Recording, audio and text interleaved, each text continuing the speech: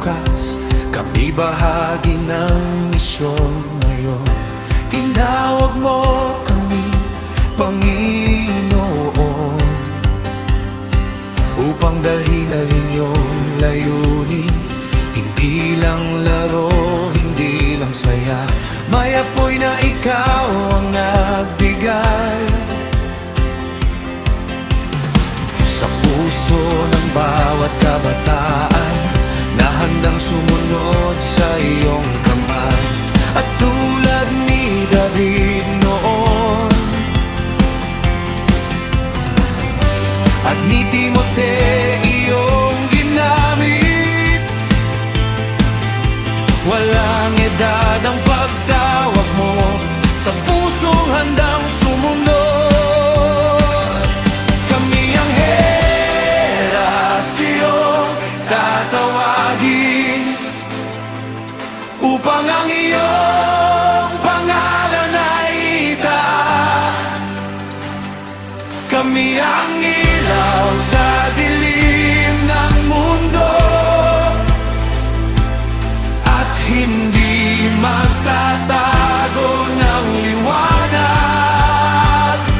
Hindi kami mananahimik, hindi kami uurong kailanman, dahil ang kabataan ngayon ay ginagamit mo para sa iyong kaharian.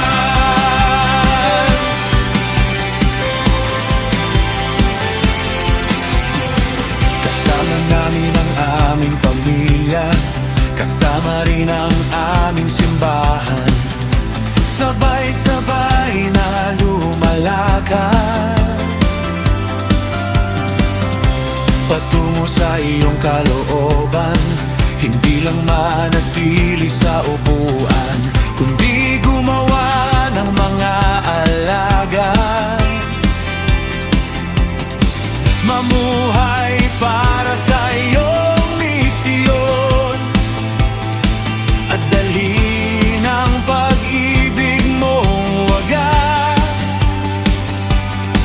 Ang biyaya mo ang lakas namin, ang salita mo ang aming ilaw. Sa bawat henerasyong susunod, ikaw pa rin ang itataas. Kami ang henerasyong tatawagin upang ang iyong pangalan ay itaas. Kami ang ilaw sa dilim ng mundo at hindi magtatago ng liwanag. Hindi kami nananahimik, hindi kami uurong kailanman, dahil ang kabataan ngayon ay ginagamit mo para sa iyong kaharian.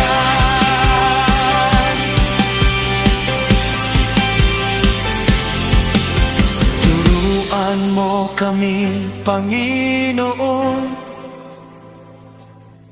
na mamuhay ng may kabanalan.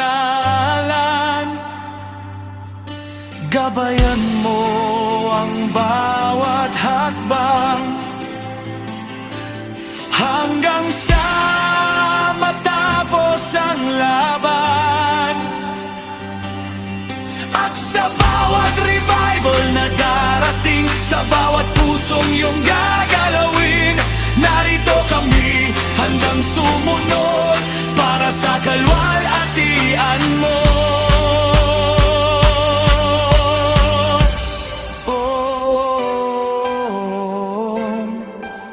Gamitin mo kami, gamitin mo kami.